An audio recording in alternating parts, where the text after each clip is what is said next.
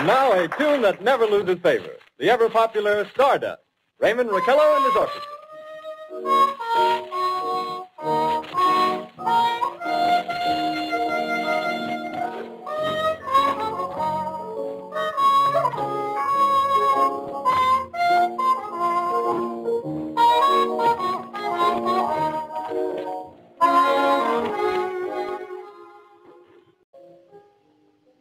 Ladies and gentlemen, here is the latest bulletin from the Intercontinental Radio News. Toronto, Canada.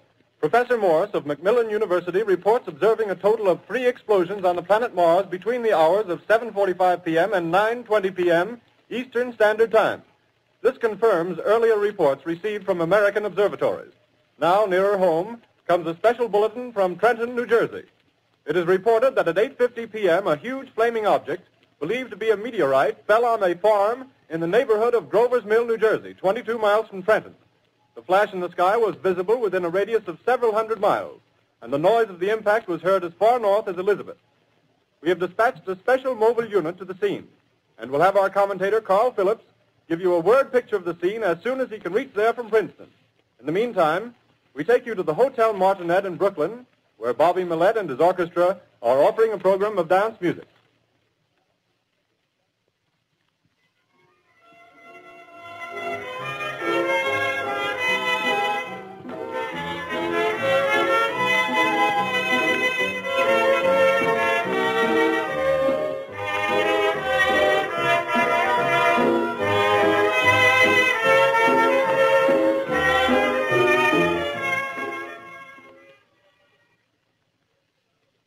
We take you now to Grover's Mill, New Jersey.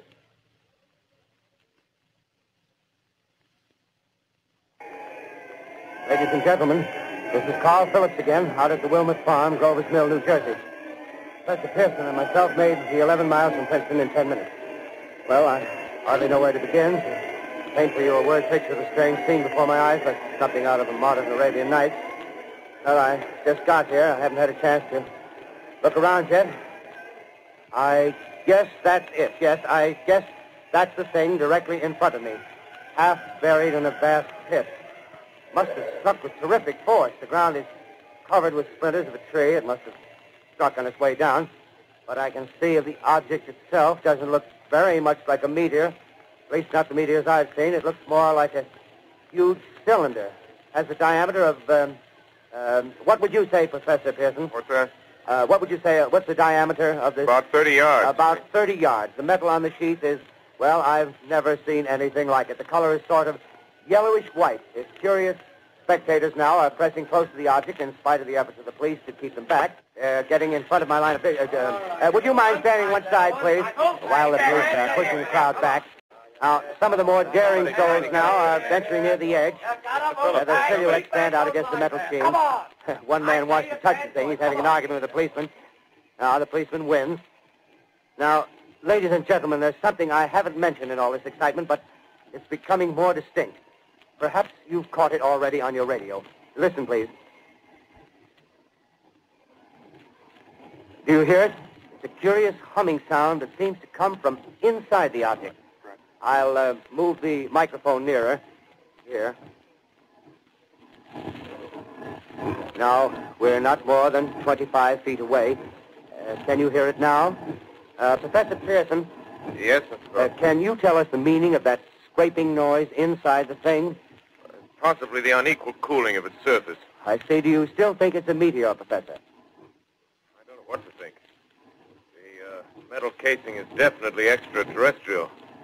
Not found on this Earth. Friction with the Earth's atmosphere usually tears holes in a meteorite. This thing is smooth, and you can see its cylindrical Just a minute. shape. Something's happening.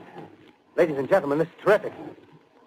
This end of the thing is beginning to flake off. The top is beginning to rotate like a screw, and this thing must be hollow. He's moving! Keep back! Keep back! Keep those men back! Keep back there! Keep those idiots back! Keep off!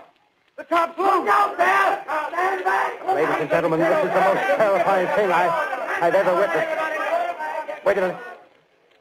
Someone's calling someone or something. I can see coming out of that black hole two luminous discs. The eyes, it might be a face, might be almost Good heavens, something wriggling out of the shadow like a gray snake. Now it's another one, and another one, and another one. They look like tentacles to me. Oh, yeah, I can see the thing's body now. It's large as a bear. It glistens like wet leather, but that face, ladies and gentlemen, it's indescribable. I can hardly force myself to keep looking at it. It's so awful. The eyes are black, and they gleam like a serpent. The mouth is kind of V-shaped with saliva dripping from its rimless lips. It seemed to quiver and pulsate, and the monster, or whatever it is, can hardly move. It seems weighed down by possibly gravity or something. The thing's rising up now, and the crowd falls back. They've seen plenty. The most extraordinary experience, ladies and gentlemen. I can't find words. Well, I'll pull this microphone with me as I talk. I'll have to stop the description until I can take a new position. Hold on, will you, please? I'll be right back in a minute.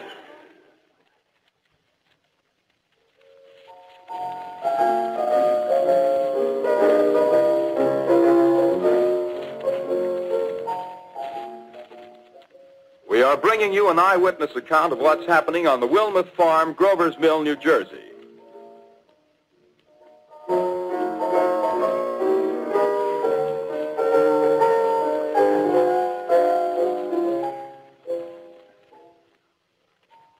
We now return you to Carl Phillips at Grover's Mill. Ladies and gentlemen, am I on? Ladies and gentlemen, here I am, back of a stone wall that adjoins Mr. Wilmot's garden. From here, I get a sweep of the whole scene. I'll give you every detail as long as I can talk and as long as I can see. The more state police have arrived. They're drawing up a cordon in front of the pit. About 30 of them. No need to push the crowd back now. They're willing to keep their distance. The captain's conferring with someone. Can't quite see who. Oh, yes, I believe it's Professor Pearson. Yes, it is. Now they've parted, and the professor moves around one side, studying the object while the captain and two policemen advance with something in their hands. I can see it now. It's a white handkerchief tied to a pole. Flag of truce. If those creatures know what that means, what anything means. Wait a minute, something's happening. Humped shape is rising out of the pit. I can make out a small beam of light against a mirror. What's that? There's a jet of flame springing from the mirror, and it leaps right at the advancing men. It strikes them head on. Oh, Lord, they're turning into flames. Now the whole field's caught up by the woods, the barns, the gas tanks for the automobiles, spreading everywhere. It's coming this way now, about 20 yards to my right.